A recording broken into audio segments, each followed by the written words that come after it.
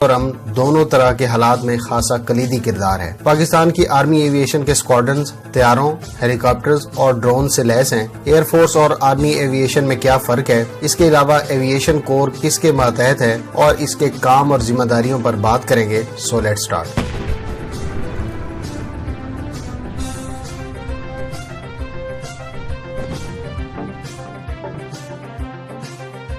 گو کہ year observation post کے نام سے اسکواڈرن کے ساتھ آرمی ایویشن کا آغاز 1947 سے ہوا، تاہم اس کو باقاعدہ الگ کور کا درجہ 1977 میں دیا گیا۔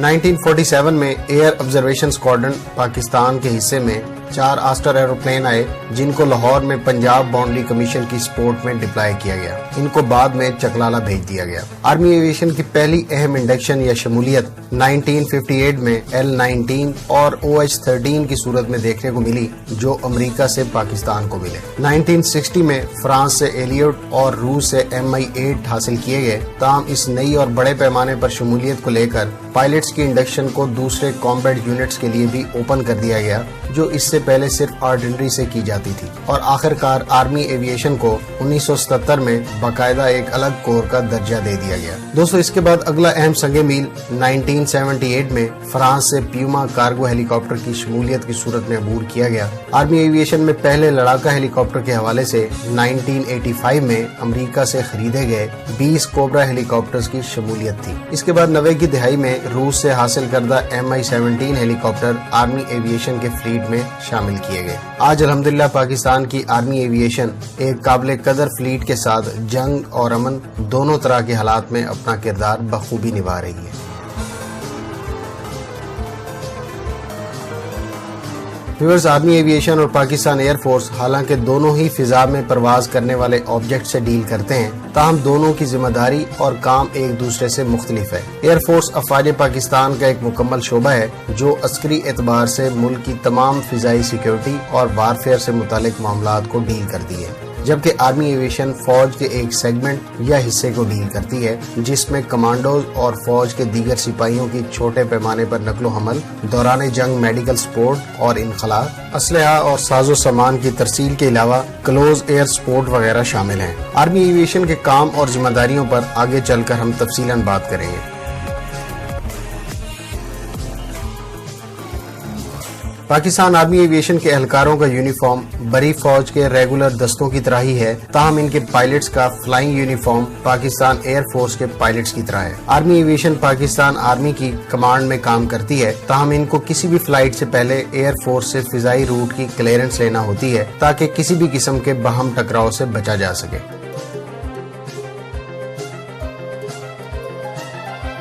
دوستو، پاکستان آرمی ایویشن کے کام یا ذمہ داریوں کو مندرجہ ذیل 4 حصوں میں تقسیم کیا جا سکتا ہے، جس کو یہ اپنے سنگل انجن فکسڈ ونگ جہازوں، ڈرونز اور ہیلی کاپٹرز کے ذریعے سر انجام دیتی ہے۔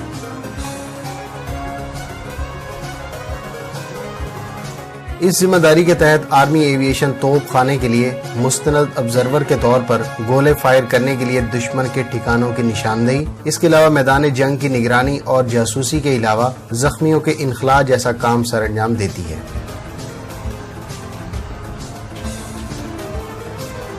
ویورز، کارگو ایویشن سپورٹ بنیادی طور پر MI-17 پیوما اور بیل 412 ہیلی کاپٹر سے سر انجام دی جاتی ہے۔ اس ذمہ داری کے تحت آرمی ایویشن سپاہیوں، بھاری ہتھیاروں اور دیگر ساز و سامان کو خطرناک علاقوں میں پہنچانے کا کام سر انجام دیتی ہے۔ اس کے علاوہ دفاعی اور جارحانہ دونوں طرح کے ہیلی بورن آپریشنز میں مدد کے علاوہ اگلے مورچوں پر ایندھن بھرنے اور ویپنز کی دوبارہ تنصیب کے لیے آرمی ایویشن کے لڑاکا گروپ کی سپورٹ بھی اس کی ذمہ داریوں میں سے ایک ہے۔ مزید برآں الیکٹرانک وارفیئر آپریشنز کے لیے بھی کارگو ایویشن سپورٹ کو استعمال میں لایا جا سکتا ہے۔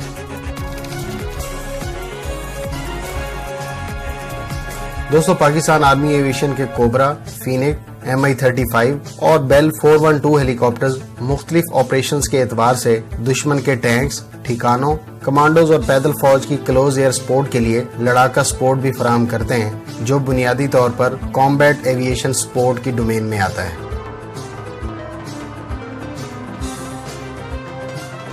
पाकिस्तान आर्मी एविएशन को हाई ऑल्टीट्यूड यानी बुलंदी पर मौजूद इलाकों में फौजी जवानों को पहुंचाने और सामान रस ले जाने की जिम्मेदारी भी सौंपी गई है। इब्तदा में ये काम इलियोट हेलीकॉप्टर ने सर अंजाम दिया, जिसमें कराकोरम हाईवे की तामीर के दौरान स्पोर्ट भी शामिल है। इसी तरह से ये हेलीकॉप्टर शुमाली इलाका जात, कश्मीर और सियाचिन के महाज पर भी कई बुलंदो बाला ऑपरेशन सर अंजाम दे चुका है। ताहम ज्यादा बुलंदी पर इसकी लोड ले जाने की सलाहियत महदूद होने पर ये कमी किसी हद तक लामा और MI-17 हेलीकॉप्टर ने बिल तरतीब 4000 और 6000 मीटर की बुलंदी पर कई ऑपरेशन सर अंजाम देकर पुर की, और आज भी ये दोनों हेलीकॉप्टर्स इस मकसद के लिए मुमकिना तौर पर काबिल इस्तेमाल हैं। जबकि यूरोकॉप्टर AS-350 हेलीकॉप्टर भी बुलंदी पर मुख्तलिफ नौइयत के ऑपरेशंस के लिए इस्तेमाल होता है। वाज़ेह है कि बुलंदी पर स्पोर्ट वाले ऑपरेशंस में पाकिस्तान आर्मी एविएशन खुराक के जखीरे, हल्की तोपों की मुंतकिली, रेडार्स और दीगर सामान ले जाने के लिए अपनी खिदमत सर अंजाम देती है। इसके अलावा जवानों को ले जाने, जख्मियों को निकालने और निगरानी जैसे operation army aviation high altitude sport group की डोमेन में आते हैं। दोस्तों, पाक आर्मी एविएशन दोस्त ममालिक की स्पोर्ट के लिए भी कई दफा अपनी खिदमत सर अंजाम दे चुकी है, जिसमें 1976 में मोज़म्बिक के पायलट्स और इंजीनियर्स की तरबियत, 1991 में साइक्लोन रिलीफ ऑपरेशन में 6 पायलट्स और 10 मेंटेनेंस इंजीनियर्स के अलावा 2 हेलीकॉप्टर्स को भी बांग्लादेश में तैनात किया गया। इसी तरह से आर्मी एविएशन मई 1971 और 1993 में श्रीलंका में भी अपनी खिदमत दे चुकी है। दोस्तों, अमन के दिनों में भी पाक आर्मी एविएशन ने कई रिलीफ ऑपरेशन में हिस्सा लिया। 2005 के ज़ल्ज़ले और 2010 में आने वाले सैलाब के दौरान रिलीफ ऑपरेशंस इनमें से चंद हैं।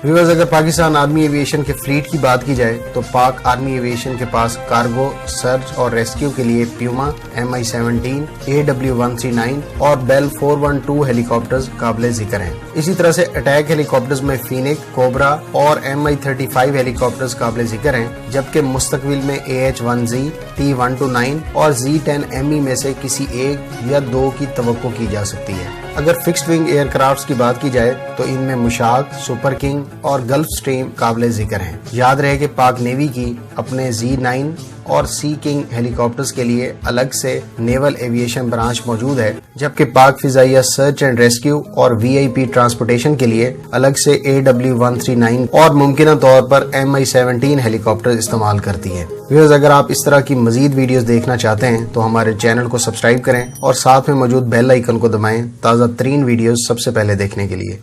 उम्मीद है इस वीडियो से आपकी इन्फॉर्मेशन में इजाफा होगा। मिलते हैं नेक्स्ट वीडियो के साथ। अपनी दुआओं में याद रखिएगा। अल्लाह हाफिज। पाकिस्तान जिंदाबाद।